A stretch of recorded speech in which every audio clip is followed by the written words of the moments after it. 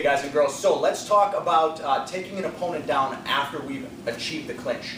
So however we have achieved the clinch, right, the body lock clinch, I'm locked in here. Okay, again, now he's got some different scenarios. The two most probable is going to be either trying to get away from me to break the clinch or throw a punch. All right, he also has the ability to throw a headlock at me, which we're going to cover in some future videos. But for right now, we're going to address the punch in this particular video. So I've got my body lock clinch. Everything's tight, right? He tries to move around a little bit. He can't get away. Now, he decides he's going to try to square up. You see how he has to raise up to create some distance in order to punch. I'm going to utilize this distance to my advantage. The first thing I'm going to do is I'm going to suck his body into me. I'm pulling his lower back, his body into me, right? And I'm going to fold at my waist here.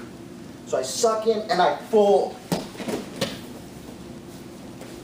I'm going to step over to that nice low mount. Now, a few things are going on here. If we could put it in slow-mo, you're going to see a few different things going on.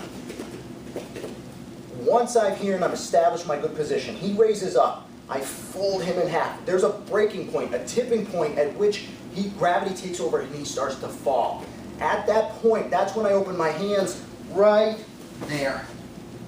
All right, I open my hands. I don't want to hold on throughout the whole takedown, crashing to the pavement with my grip in place. I'm going to break bones. I'm going to break my own wrist.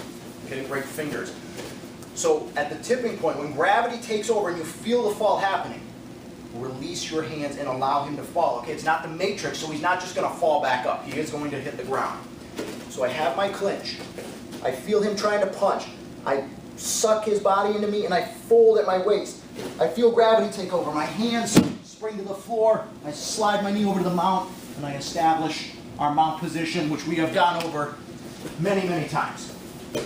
So one more time, I've established the clinch, the body lock.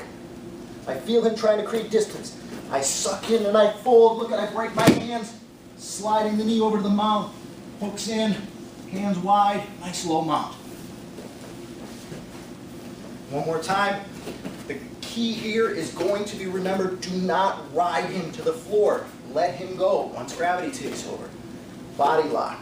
Fold him, release, right to the mount, hooks in, chest low, base out.